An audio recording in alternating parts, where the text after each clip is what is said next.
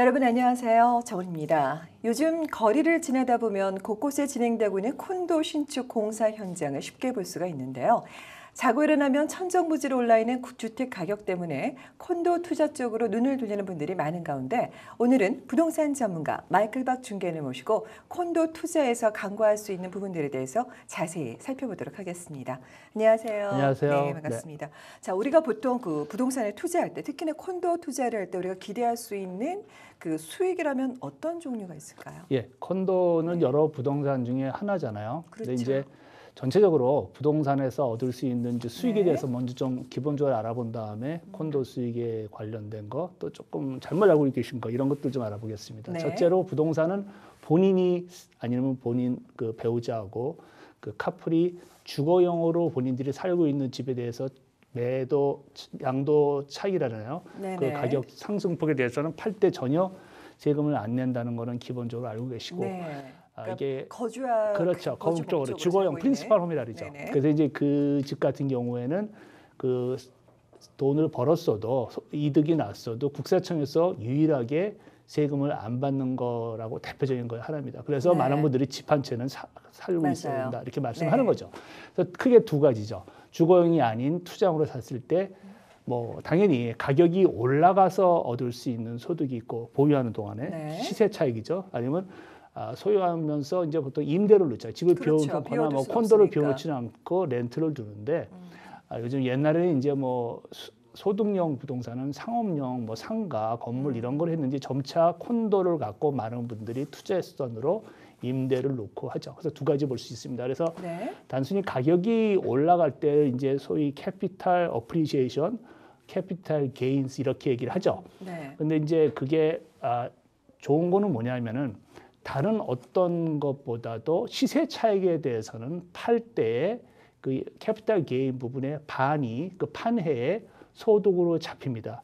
아주 제가 단순한 케이스로 말씀드린 겁니다. 여기에는 이제 다른 여러 가지 다른 경우수나 시나리오가 있기 때문에 회사로 입장으로서 산다든지 아니면 뭐 여러 가지 뭐 그 감가상각한지 이런 게 다 있는데 그런 건 다 복잡한 이제 어카운팅 회계적인 얘기는 간두고 단순하게 얘기해서 내가 20만에 샀는데 30만에 팔았으면은 10만 불이 차익이 났으면은 거기에 반 5만 불이 판에 내가 소득으로 잡히죠. 근데 내가 그 해에 내가 소득이 4만 불 소득이 있었다. 그럼 4만에 5만 불 더해서 과세 대상이 9만 불이 되는 거죠. 그래서 그 해에 각자의 그 납세자들이 다룰 수 있는 세율에 따라서 여기는 그 마지널 텍스로 해가지고 소득이 많아지면 많아질수록 추가적으로 올라가는 부분이 있잖아요. 그러니까 물론, 적용률이 다른 거잖아요. 그 브래켓이 한 4개 나눠져 가지고 4만까지는 얼마, 뭐 4만에서 뭐 6만, 9만까지는 얼마 이렇게 달아서 두 가지 세금을 내는데 하나만 내는 걸로 알고 계시지만 사실은 온타리오 정부에다 내는 세금하고 그 연방 정부에 내는데 우리가 인컴 텍스 보고할 때 페더럴 가버먼트에 이렇게 내는지만 자기네끼리 그거는 이제 분배하는 거죠. 좀 전에도 말씀해 주셨는데 양도소득세는 다른 거에 비해서 소득에 비해서 되게 유리한 거잖아요. 반밖에 세금이 적용이 되지 않으니까. 그러면 어느 지역에 사야지만 이 양도소득세에 조금 더 이익을 볼 수 있는 그런 기대를 갖게 될까요? 예, 우리가 이제 콘도 얘기를 하자면 콘도 같은 경우에는 보통 분양 콘도를 많이 사시잖아요. 분양 콘도는 사실 지금 계약을 하지만 그 4년이나 5년 후에 그리고 일단 내가 소유권을 받고 그 다음에 뭐 1년, 2년, 3년 후에 팔 수 있는 거를 얘기하면 앞으로 이 지역이 지금보다 많이 발전할 수 있는지 그 여기에 수입 거기 그 동네 거주민들의 수익이 계속 올라갈 수 있는 지역이고 상가나 모든 게 더 확실하게 그 개발될 수 있는 지역인 걸 얘기할 필요가 있습니다. 그렇기 때문에 만약에 이제 상가나 이런 걸 가지고 있으신 분들 중에 보면 최근에 과거에는 굉장히 낙후됐던 별로 좋지 않았다고 여겨진 그런 그 다운타운의 일부 구석 지역도 점차적으로 콘도 개발들이 하면서 갑자기 어느 날 개발업자가 찾아와서 본인이 샀던 가격, 본인이 생각했던 것보다도 수배, 수십 배를 가격을 제시하는 경우가 있는 것처럼 그런 어떤 요지를 선택하는 게 굉장히 중요한데 굉장히 어렵긴 합니다. 그렇지만 주변이 돌아가는 게 그 발전되는 그 추세가 그렇게 가능성이 보이는 거를 판단하시는 게 중요할 것 같고요. 그리고 이제 그 양도소득을 올릴 때는 소위 어떤 때 부동산의 부가가치를 더해야 되는데 대표적인 게 집이 굉장히 괜찮은 좋은 동네에 터도 좋고 라사이즈 좋고 그런데 집은 안에가 수리도 안 됐고 그런 거를 잘 사셔서 안에 레노베이션이나 개조하거나 아니면 증축을 해가지고 자기가 투자한 그 부가 가치보다도 훨씬 더 높은 가격에 그 이상의 가격을 얻을 수 있는 게 양도소득을 할 수 있는 대표적인 케이스라고 보겠습니다. 신축 콘도만이 아니라 기존에 있는 주택이라든지 콘도를 투자했었을 때 결국에는 이제 안에 증개축을 통해서 나중에 이제 향후에는 그 가격 상승에 대한 기대치를 우리가 이제 내다볼 수 있다라는 그런 말씀인 그렇죠. 거죠. 콘도보다는 이제 보통 땅이 있는 대지가 있는 집이 그런 가능성이 또 높다고 보겠습니다. 네, 알겠습니다. 자, 그러면 좀 전에 이제 가격 상승, 캐피탈 게인에 대해서 말씀해 주셨다면 처음에 말씀하셨을 때 저희가 부동산에 대해서 이제 수익이라는 걸 기대할 수 있는 거는 또 하나가 바로 이 임대 수익이라고 말씀을 하셨어요. 집을 비우지 않고 콘도 같은 경우에도 마찬가지고요. 그러면 임대 수익에 대해서 좀 더 좀 자세하게 좀 살펴보도록 할게요. 보통 많은 분들이 이제 흔하게 듣는 게 Return on Investment에서 ROI 이런 말을 들으셨습니다. 이게 여러 가지의 수익률을 계산하는 방법이 있는데 네. 내가 예를 들어서 100만 불짜리를 샀을 때 1년에 내가 5만 불의 소득이 들어온다. 그게 어떤 유지하고 있는 동안에 네. 경비가 있을 거 아닙니까? 그렇죠. 매년 5만 불이 들어오면 이제 5%의 ROI 아주 단순적인 그렇죠. 계산을 하는 건데 네, 이자율처럼. 그리고 이제 네트 네. 인컴도 있고 그로스 인컴도 있고 그러면 경비가 재있는지 안 재있는지에 달라집니다. 그래서 매매가와 나중에 처음에 구입한 가격과 매매가의 차액에서 그동안에 들어갔던 그러니까 살 때 거기다가 투자해서 어떤 그 수리를 했거나 그 또 살 때 들어갔던 경비와 네. 나중에 팔 때 들어가는 경비, 흔히 얘기해서 이제 부동산 중개비, 뭐 변호사 수수료 등등 네. 뭐 이런 거를 다 많죠. 제할 수가 있는데 세금부부터. 네. 그게 이제 그 자세한 거는 이제 회계사하고 미리미리 생각을 하셔가지고 어떤 거를 그래서 이런 게 있죠. 어떤 분들은 수리를 할 콘도 같은 경우에도 임대용으로 계속 샀는데 그 이제 약간의 안에 이제 내부 수리를 했습니다. 페인팅해서 돈이 예를 들어서 한 4, 5만 불이 들었거나 아니면 한 7, 8만 불 들었는데 누가 이제 현금으로 요즘 뭐 HST도 많고 그러니까 현금으로 거래를 하시는 분이 많아요. 공사할 네. 때. 그러면 네네. 현금으로 영수증도 없으면은 그렇죠. 그 HST 좀 세이브하고 그러느라고 오히려 더 큰 걸 손실을 보실 수가 있습니다. 네. 가격은 15만 불 올랐는데 공사비가 5만 불 들어서 사실은 10만 불에서 5만 불 뺀 순수이익은 뭐 10만 불 정도가 될 수 있는데도 불구하고 이분은 어떤 그 영수증 없이 드러나지 공식적인 돈이 아니기 때문에 뺄 수가 없기 때문에 이런 것도 다 미리미리 생각을 하셔서 어떤 게 공제할 수 있는지를 알아보셔서 계획을 하셔야 되겠습니다. 그러면은 투자액을 대비해서 우리가 이제 수익을 낼 때 예측할 수 있을 때요. 예측하는 경우에 좀 쉽게 생각해서 우리가 놓치기 쉬운 것들이 있다면 어떤 게 될까요? 예, 어떤 그러니까 내용들이? 처음부터 네. 나는 분명히 투자용으로 거주용이 아니고 투자용으로 살 때는 어떤 형태로 내가 구매를 할 건가? 내 개인 이름인가? 아니면 우리 자식들하고의 무슨 공동 투자인가? 네네. 아니면 어떤 그 컴퍼니, 회사를 네네네. 리미티드 컴퍼니를 사는 게 좋을 건가를 다 따져보셔야 돼요. 거기서 이제 무조건 이 방법이 좋다고 할 수가 없는 게 각 경우에 그 어떤 세율이나 경우에 처하는 경우가 달리고 또 언제쯤 내가 보유하면서 팔 거에 따라서 더 다를 수 있습니다. 그렇죠. 그리고 거기다가 내가 여러 가지 수리를 할 건지 이런 것도 따져봐야 되기 때문에 그래서 거기서 받을 수 있는 임대 소득 있잖아요. 네. 임대 소득에서 보통 매년 내가 이제 렌트를 2,000불을 받으면은 거기서 이제 집 주인은 거기서 관리비도 집 주인이 내잖아요. 그렇죠. 그리고 이제 세금도 소위 내고요. 리얼티 텍스 재산세도 내고 등등 들어가기 때문에 이런 거를 다 제한되면 실제적인 소득이 얼마가 되고 내가 몇 년 동안 보유할 동안에 또 모기지 이자도 내셔야 되잖아요. 그렇죠. 모기지 이자도 사실은 매년 내가 들어오는 인컴에서 공제할 수 있는 부분이기 때문에 이런 걸 네네. 하나하나 따져보시고 확실하게 알고 나서 미리 계획을 하셔야지 나중에 다 지난 다음에 하시면 이미 이제 늦었기 너무 늦죠. 때문에 그렇죠. 네. 그러니까 모든 게 좀 미리 계획을 하셔서 할 필요가 있겠습니다. 네.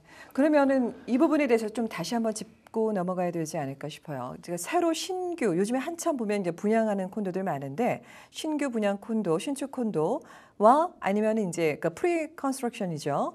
그것과 리세일의 그 콘도의 경우에 그 차이점이라면 어떤 게 있을까요? 예, 굉장히 가장 큰 차이가 뭐냐면요. 네.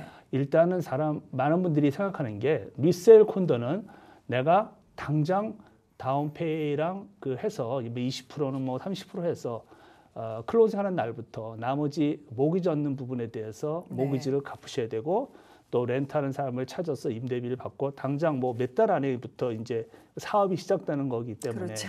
그런 관점에서 네. 보시는 거하고 그리고 현재 오늘 주변의 가격의 시세를 볼 수가 있기 때문에 점실 수가 있는데 네. 프리컨스트럭션 소위 이제 분양 콘도라 하는 거는 지금 제가 계약을 맺어서 사실금리 계약을 맺어서 보통 1년이나 1년 반 동안에 5% 한 4번 내지 분할 지불해 가지고 총 20%를 한 1년, 네. 1년 반 동안에 내시거든요. 그렇죠. 그런 다음에 이제 4년, 5년 후에 키를 받고 그때부터 임대를 하시거나 아니면 클로징 하고 나서 임대를 하실 수가 있습니다. 프로젝트마다 다릅니다. 그때 알아보셔야 되는 게 어떤 때는 키 받자마자 임대가 허용되는 콘도가 있고 클로징까지 기다려야 되는 다시 말해서 그 몇 달 동안의 기간을 임대를 못 하시는 경우도 있습니다. 네. 그래서 중요한 거는 결국 프리컨스트럭션, 신축 콘도는 이 4년, 5년이라는 이 시간 차이가 투자의 향방을 완전히 좌우합니다. 다시 말해서 제가 어떤 분들이 와서 프리컨스트럭션 사고 싶은데 지금 주변의 다른 콘도보다 시세가 비싼 것 같다.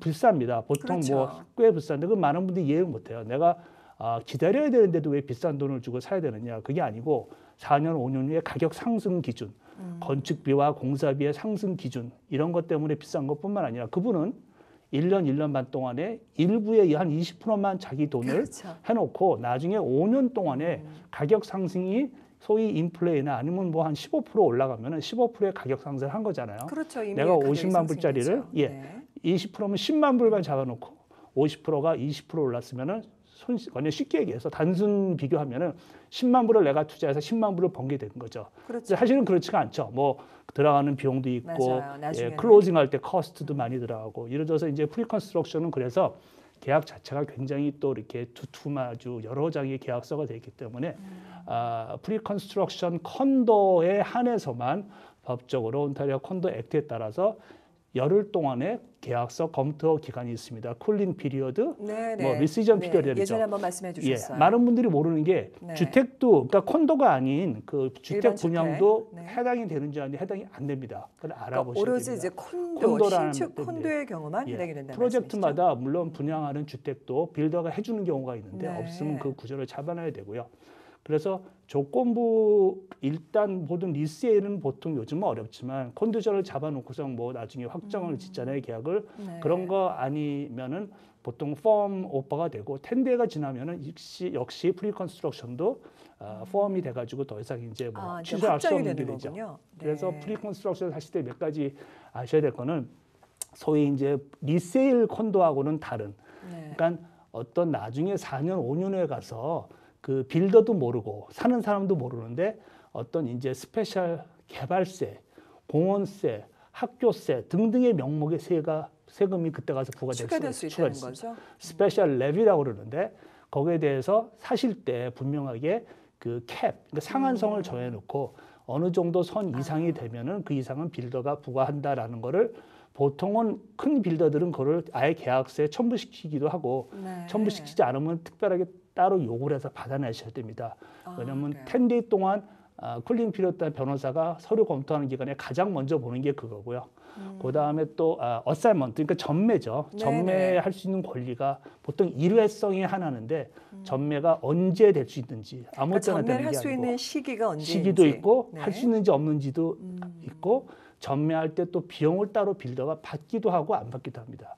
그러니까 콘도마다 다 다르기 때문에 네. 이 부분에 대해서는 변호사한테 검토를 하셔야죠. 10대 안에 이루어지지 않으면은 이미 지나면은 다시 그를 변경이나 내용 그 수정 요청을 할 수가 없습니다. 네. 사실 뭐 지금 말씀하시는 거 보니까 저희들은 일일이 그거를 따져 물어서 찾아내기가 쉽지가 않을 것 같은데 그것도 말씀하신 것처럼 모든 분양이라든지 콘도, 건설 회사에 다 해당이 되는 게 아니라 케이스 바이 케이스로 이제 모든 경우에 받아주는 경우도 있고 그 시기가 있는 경우 없는 경우 뭐 더 시기도 다 틀리고 그러나요? 네, 대부분의 이제 전매를 예를 들면은 전매는 보통 처음에 아까 말씀드린 대로 한 네. 20%를 5%씩 네 번에 나눠서 1년에 1년 반에 분할 지불하잖아요. 네. 그러니까 그 시기가 지난 후에만 된다는 경우가 있고 아니면 전체 물량 중에서 뭐 90% 이상이 그 선 분양이 돼야 그때부터 전매가 한다는 게 있고 네. 또 케이스마다 다릅니다. 그것도 정확히 아셔야 되겠습니다. 분명한 거는 제 개인적인 생각은 전매를 해서 일부에 투자만 하고 어떤 그 전매에서 차익을 노리겠다고 투자하시는 거는 별로 바람직하지가 않다고 생각합니다. 전매권은 단지 내가 하나 가지고 있어서 혹시라도 본인이나 본인 가족이 입주를 못하거나 클로징할 수 있는 상황이 안 될 경우에 옵션으로서 전매할 수 있는 거를 가지고 있는 것뿐이지 내가 사가지고 4년이 되기 전에 2, 3년 전에 10만 불 넣어놓고 10만 불 벌겠다 이런 생각은 상당히 제가 보기에는 이렇게 바람직하지 않다고 보겠습니다.